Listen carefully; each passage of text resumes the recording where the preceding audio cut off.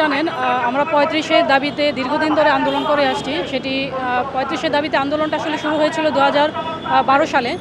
পরবর্তীতে এটা নানান কারণে থেমে যায় এবং ২০১৮ সালে সরকার নির্বাচনী ইশতেহারে বয়স বৃদ্ধির অঙ্গীকারটি করেছিল। কিন্তু আমরা দেখলাম নির্বাচনের ৫ বছর অতিক্রান্ত হতে চলল, কিন্তু সেই নির্বাচনী ইশতেহার বাস্তবায়নের কোনো লক্ষণ আমরা দেখছি না। এরই মধ্যে আরেকটি দুর্ঘটনা যেটি ঘটেছে চাকরি প্রত্যাশীদের সাথে, সেটা হচ্ছে করোনার আঘাতে সাধারণ চাকরি প্রত্যাশীদের জীবন থেকে ২.৫ থেকে ৩ বছর সময় অতিবাহিত হয়েছে এবং একটা শ্রেণী মানে একটা বড় অংশই আসলে চাকরিতে বসার কোনো সুযোগ না পেয়েই তাদের চাকরির যে ৩০ বছরের যে বয়সসীমা সেটি অতিক্রান্ত করেছে। তো এখান থেকে একটি সংকট তৈরি হয়েছে আসলে। কিন্তু আমরা অবাক হয়ে দেখলাম এই যে একটি সমস্যা চাকরিতে বয়সসীমা বৃদ্ধির সেই যে একটি দাবি, সেটিকে উপেক্ষা করে জনপ্রশাসন মন্ত্রণালয় থেকে ২২শে সেপ্টেম্বর একটি ব্যাকডেট দেওয়া হয়েছে, যেটি একটি বৈষম্যমূলক আচরণ। আমরা বারবারই সেটিকে উল্লেখ করেছি।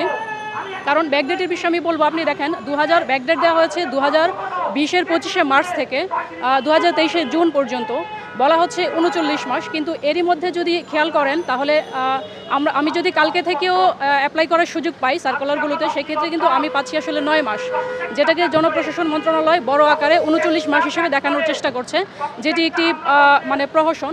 এবং একই সাথে আপনি যদি খেয়াল করেন এই ব্যাকডেটটি দেওয়া হয়েছে মূলত যারা 2020-এর 25শে মার্চ তাদের বয়সটা অতিক্রান্ত করে ফেলেছে, কিন্তু ওই শ্রেণীটা যারা 2020-এর 25শে মার্চ বয়স অতিক্রান্ত করেছে তারা কিন্তু করোনায় কোনো ধরনের ক্ষতির সম্মুখীন হয়নি, তারাও কিন্তু এই সুবিধার আওতাভুক্ত। উপরন্তু যারা ক্ষতিগ্রস্ত হয়েছে মানে যাদের বয়স আসলে ওই সময়ে 26, 27, 28 ছিল, তারা আসলে মূল ভুক্তভোগী, তারা আসলে মূল সাফারার, যারা আসলে এই সুযোগটুকু পাচ্ছে না, তারা বঞ্চিত হচ্ছে। তো এই যে একটা বৈষম্যমূলক ব্যবস্থা, যে কেউ পাচ্ছে 39 মাস, কেউ পাচ্ছে 9 মাস এবং কেউ কিছুই পাচ্ছে না, এই বৈষম্যের প্রতিবাদে আমরা আসলে আজকে একটি মানববন্ধন আয়োজন করেছি। আমাদের আজকের মানববন্ধন মূলত ব্যাকডেট যে দেওয়া হয়েছে বা বয়স ছাড় দেওয়া হয়েছে, যেখানে বলা হচ্ছে যে 39 মাসের বয়স ছাড় দেওয়া হচ্ছে, সেই 39 মাসের বয়স ছাড় বিষয়ে আমাদের প্রতিবাদ এবং এখানে যে ধরনের এক ধরনের প্রহসন বা চতুরতার আশ্রয় নেওয়া হচ্ছে ছাত্র সমাজের সাথে, সেটার প্রতিবাদ জানানোর জন্য আজকের মানববন্ধন আমাদের। আপনারা জানেন যে ঢাকা সহ সারা দেশে প্রায় 30টা জেলায় একই সাথে আমার ভাইয়েরা মানববন্ধন করতেছে, আমরা সহ। তো এই মানববন্ধনের মূল বক্তব্য হচ্ছে যে সামনে আছে আর 9 মাস, তাহলে 39 মাসের ব্যাকডেটের কথা কেন বলা হচ্ছে? এটা কি এক ধরনের প্রতারণা না ছাত্র সমাজের সাথে? এর সাথে আমরা যেটা বলতে চাই যে দেখেন, জানুয়ারি থেকে সেপ্টেম্বর কিন্তু কোনো ধরনের ব্যাকডেট ছিল না, তো এখন এসে ব্যাকডেট দিয়ে বলা হচ্ছে 39 মাসের ব্যাকডেট দেওয়া হয়েছে।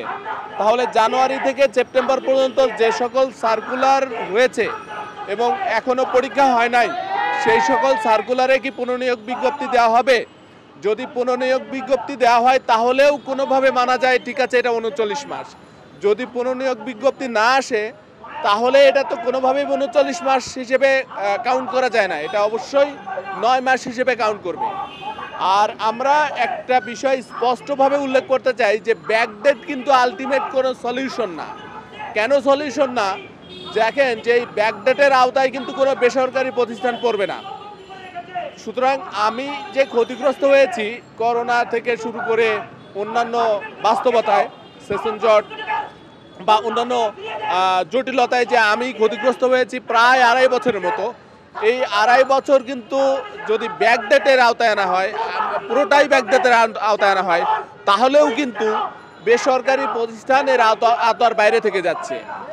এর সাথে আমি বলতে চাই দেখেন যে আমাদের কিন্তু এই বয়সসীমা বৃদ্ধি করে 35 করার দাবির একমাত্র লক্ষ্য চাকরি না।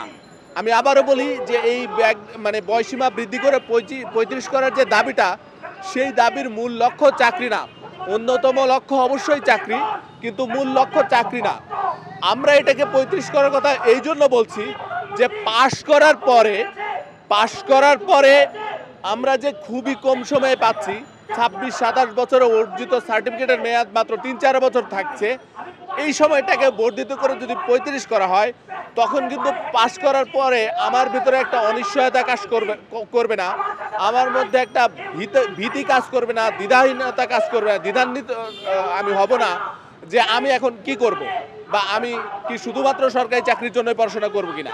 বর্তমানে যেটা হচ্ছে, পাশ করার পরে কিন্তু সরকারি চাকরির দিকেই আমাকে বাধ্য হয়ে যাইতে হচ্ছে, আমি অন্য কোনো জায়গায় চেষ্টা করতে পারতেছি না। কিন্তু এটা যদি 35 করা হয় তাহলে কিন্তু পাশ করার পরে আমি উদ্যোক্তা, কৃষিক্ষেত্রে বা ফ্রিল্যান্সিং অন্য অনেক ক্ষেত্রে আমি প্রতিষ্ঠিত হওয়ার চেষ্টা করব। সেখানে গিয়ে বা স্কিল ডেভেলপমেন্টের চেষ্টা করব। সেখানে গিয়ে কোথাও না কোথাও গিয়ে ব্যর্থ হয়ে গেলে তখন কিন্তু আমার একটা সুযোগ থাকছে যে 4-5 বছর চেষ্টা করার পর ব্যর্থ হয়ে গেলে আমার সামনে কিন্তু সরকারি চাকরির একটা সুযোগ থাকছে বা বেসরকারি চাকরিরও একটা সুযোগ থাকছে। তো ওই সুযোগটাকে উন্মুক্ত করে দেওয়ার বা সুযোগটাকে বৃদ্ধি করার জন্যই কিন্তু আমাদের এই বয়সীমা বৃদ্ধির দাবিটা। যেই সমস্যার সমাধান কিন্তু এই ব্যাকডেটের মাধ্যমে হচ্ছে না। এই কারণে আমরা দৃঢ়ভাবে এই ব্যাকডেটকে প্রত্যাখ্যান এবং অতি দ্রুত বয়সীমা 35 করার জন্য দাবি জানানোর জন্য আজকে সারা দেশে মানববন্ধনে ডাক দেওয়া হয়েছে। আসলে তারা সরকারিভাবে তারা আমাদের দেখিয়ে দিচ্ছে যে 39 মাস বৃদ্ধি করেছে। আসলে আমরা পেলাম কতটুকু? আমরা কিন্তু 9 মাস পেলাম। মাঝখানে যে টাইমটা গেল, ঠিক আছে, এই টাইমটাতে আসলে যাদের বয়স শেষ হয়েছে দেখেন তারাই কিন্তু আবার পাচ্ছে, হ্যাঁ, আর মানে কিছুটা সময় পাচ্ছে। কিন্তু আমরা যারা আমাদের করোনার মধ্যে আমাদের ক্ষতি হলো, আমার তখন 28 বছর ছিল, তো আমার যে সময়টা লস গেল, আমাকে কিন্তু কতটুকু দিল সময়? আমি কিন্তু 2 বছর পেলাম না, আমি পেলাম মাত্র 9 মাস টাইম, ঠিক আছে। আর যারা আপনার 30 বছর পার হলো তারা কিন্তু এর আগে একটা ব্যাকডেট দিয়েছিল, সেটা পেয়েছে, আবার এই 9 মাসেও তারা পাবে। আর সব থেকে বড় কথা হচ্ছে তারা মানে সুচতুরভাবে এই জিনিসটা তারা স্কেপ করে গেছে যে বিসিএসে আমরা অ্যাপ্লিকেশন করতে পারবো না। দেন আমরা কিছু সরকারি যারা সার্কুলার দেয়নি ওরাই আবার কি এই টাইমের ভিতরে যে সার্কুলার দিবে ওটাতে তারা অ্যাপ্লিকেশন করতে পারবে, ঠিক আছে। তো আসলে কেন এই বৈষম্যটা থাকবে? আমাদের তো সবার জীবন থেকেই এই করোনার কারণে 2টা বছর নষ্ট হয়েছে। তার মানে কি আমাদের উচিত ছিল সবার ক্ষেত্রেই 2 বছরটা বাড়ায়া দেওয়া, কিন্তু সেটা তারা দেয়নি।